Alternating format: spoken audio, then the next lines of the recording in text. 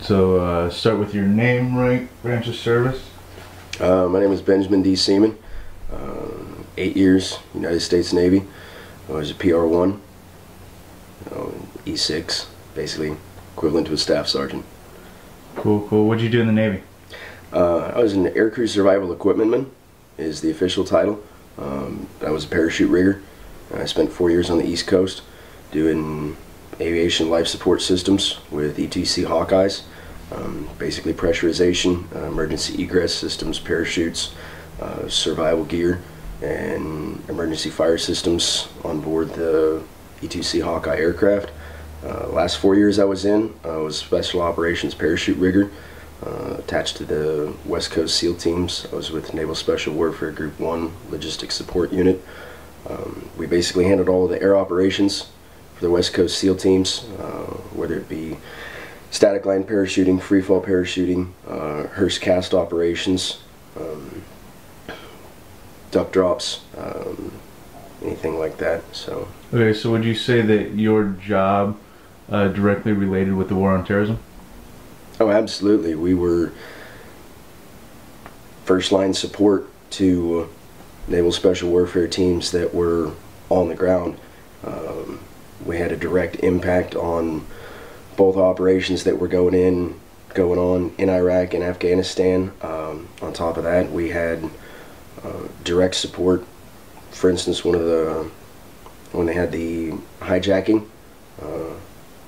of the American freight that was Freightliner, the Naval Special Warfare teams were the ones that parachuted in, and eventually snipers took out the pirates that were holding American crews hostage.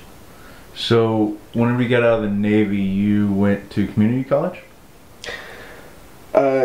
Eventually with community college, I went to a 4-year college in Texas, and then did a semester at community college, awaiting transfer to UCSD. So would you say that there's a significant social gap between veterans today and students? Oh, absolutely. There's a huge disconnect.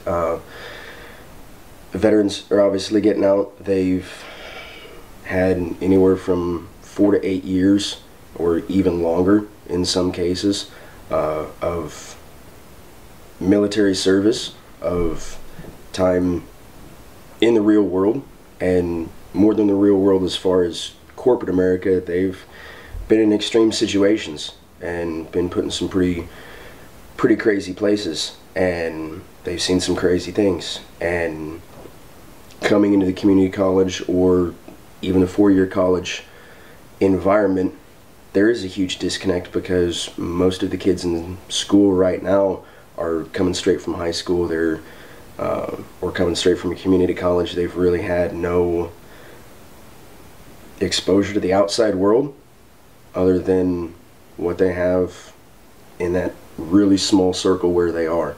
And so there's a huge disconnect. So how do you deal with this disconnect? For me, I would say it's a lot of, I guess, tolerance, patience, and understanding on my part. I get in situations in class or conversations that I have with students in my study group, something like that, where I have to stop sometimes, take a step back, and realize that not everybody in my group has been where I've been. They haven't had the life experiences that I've had, and as a result, they don't have as much of a developed worldview as I do. Sometimes I've found in the past that I get a little impatient and I get a little short-tempered when I hear them say something or I see them do something that I guess I feel is out of ignorance, but it's because they don't know any better. And that's when I have to take a step back and exercise a little bit of patience and find a way to tactfully explain to them, I won't say the error of their ways, because it's it's not a good or bad, right or wrong thing. It's just different. I've got a different experience than they do. And I also realize that that provides me with an opportunity to expose them to something that they wouldn't normally be exposed to otherwise.